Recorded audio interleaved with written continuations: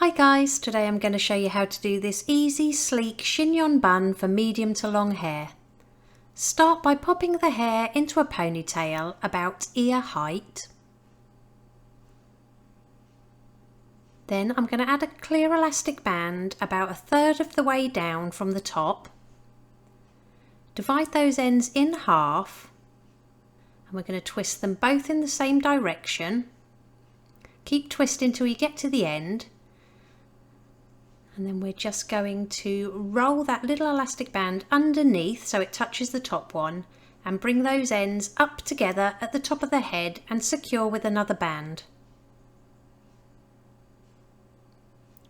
Then we're going to cross the sections over one another to create a little hole, and I'm going to pop my fingers through that hole, grab hold of the loop underneath and stretch it over so it goes underneath that loop.